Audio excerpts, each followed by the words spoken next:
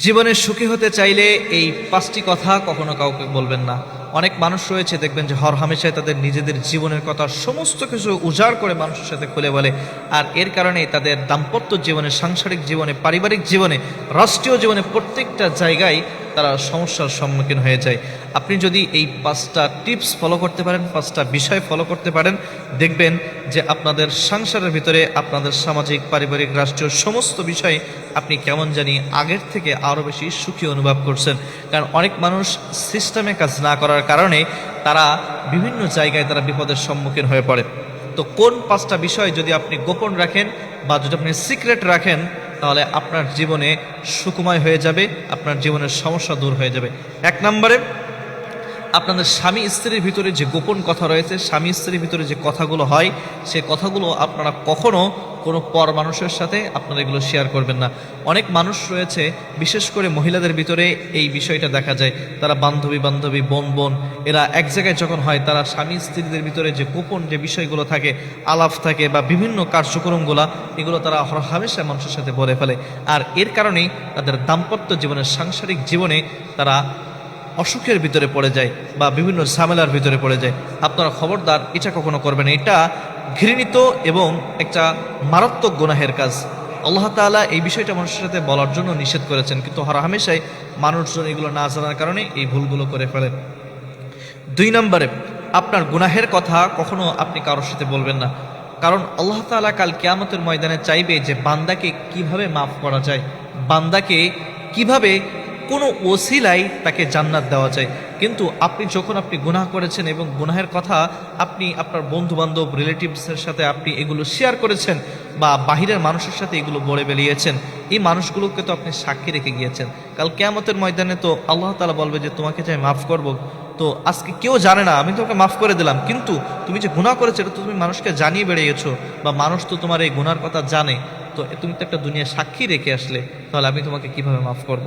এজন্য আপনারা চেষ্টা করবেন যে আপনার গুনাহের কথা, যতই গুনাহ হোক, আপনারা সেগুলো মানুষের সাথে শেয়ার করবেন না। নিবৃতে একাই আল্লাহ তাআলার কাছে বলবেন। কারণ আল্লাহ তাআলা চায় যে বান্দার গুনাহ কথাগুলোকে মাফ করে দিয়ে সবসময়ের জন্য। আল্লাহ তো দয়াময়। তো কাল কিয়ামতের ময়দানে আল্লাহ তাআলা উসিলা খুলবে কিভাবে আমার বান্দাদেরকে মাফ করে দেওয়া যায়। তো কোনো একটা ওসিলায় যদি আপনাকে মাফ করে দিতে পারে, তো আপনি যদি এখানে সাক্ষী রেখে যান, আপনাকে মাফ করবে কিভাবে? এজন্য গোপন গুনাহের কথা আপনি কাউকে বলবেন না। তিন নম্বরে, আপনার উপার্জনের কথা আপনি কখনো কোনো মানুষের কাছে শেয়ার করবেন না।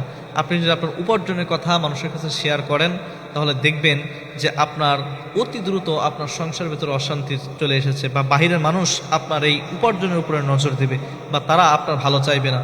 কারণ কেউ চায় না যে একজন ভালো উন্নতির দিকে যাক। সবসময় মানুষের, বাঙালির একটা স্বভাব থাকে বা মানুষের একটা স্বভাব থাকে, মানুষের পা ধরে সবসময়ের জন্য নিচে টেনে আনা।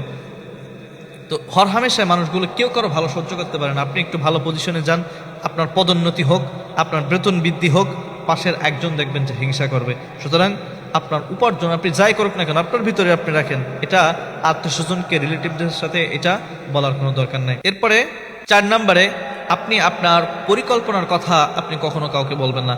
আমরা হরহামেশায় দেখতে পাই বর্তমানে একটা ট্রেন্ড হয়ে গিয়েছে, যখনই যে যাই কিছু করুক না কেন, সুন্দর করে ফেসবুকে পোস্ট দেয়। আজকে সকালে ঘুম থেকে উঠেছি, সকালে ব্রেকফাস্ট করেছি এটা দিয়ে, আজকে 12টার সময় অমুক জায়গায় মিটিং আছে, অমুক জায়গায় যাব, দুপুরে 2টায় অমুক রেস্টুরেন্টে আমরা খাবো। এরকমভাবে যাই করুক না কেন, বিকালে মুড়ি পার্টি করেছি অমুক জায়গায়, রাতে অমুক জায়গায় ডিনার করব। এরকমভাবে আমাদের ভিতরে একটা ট্রেন্ড চালু হয়ে গিয়েছে যে যেখানেই যাক না কেন, যে কয়টায় যাক না কেন, যেখানে উপস্থিত থাকবে না কেন, মানুষগুলা এটা মানুষকে বলে বেড়ায়। আপনার পরিকল্পনার কথা মানুষকে কখনো বলবে না। যদি বলেন তাহলে যে ক্ষতি হবে, একটু ছোট একটা উদাহরণ দিই। একটা বাড়িতে একটা সময় চুরি হয়েছিল।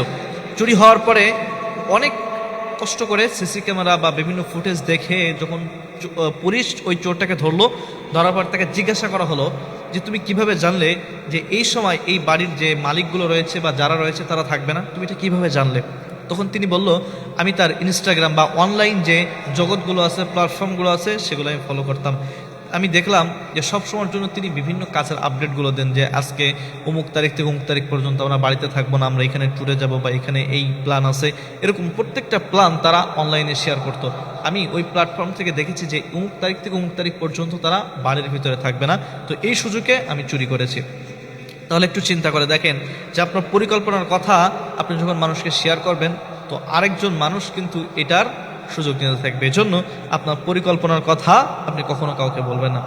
5 নম্বর এবং সর্বশেষ হলো, আপনি নিজেকে কখনো বড় মনে করবেন না, অহংকার করবেন না, নিজের ভিতরে দাম্ভিকতা দেখাবেন না। আপনি অনেক মানুষ রয়েছে দেখবেন যে নিজেকে অনেক জ্ঞানী মনে করে, বড় মনে করে, না আমি সব, আমি ছাড়া আর কেউ জানে না, এরকম মনে করে অনেক মানুষ রয়েছে। তো আপনার ভিতরে যখন এই অহংকার চলে আসবে, আপনার পতন হতে খুব বেশি দূরে লাগবে না। কারণ আমরা মুসা আলাইহিসসালামের সেই ঘটনা জানি, মুসা এবং খিজির আলাইহিসসালামের, তাকে যখন জিজ্ঞাসা করা হয়েছিল, তিনি তখন বলেছিল যে আমি তো জামানার সবচাইতে জ্ঞানী। কিন্তু আল্লাহ তাআলা তাকে এই বিষয়টা ভুল প্রমাণ করে দেওয়ার জন্যই কিন্তু খিজির আলাইহিসসালামের সাথে তাকে দেখা করিয়ে দিয়েছিল। এজন্য আপনারা চেষ্টা করবেন নিজেকে কখনো বড় মনে করবেন না, অন্যকে সবসময়ের জন্য আগায় দেবেন, এতে করে আপনার লস হবে না। তো এই যে 5টা কথা বললাম, আল্লাহ তাআলা আমাদের প্রত্যেককে এই 5টা কথা আমল করার তৌফিক দান করুক। 1 নম্বরে কি বলেছিলাম, যে স্বামী স্ত্রী গোপন কথা কখনো কাউকে বলবেন না, নিজের গুনাহের কথা কখনো কাউকে শেয়ার করবে না, নিজের উপার্জনের কথা এবং নিজে যে কি পরিকল্পনা করতেছেন এটা কাউকে বলবেন না, এবং সর্বশেষ হলো নিজেকে কখনো আপনি বড় মনে করবেন না, অহংকার করবেন না।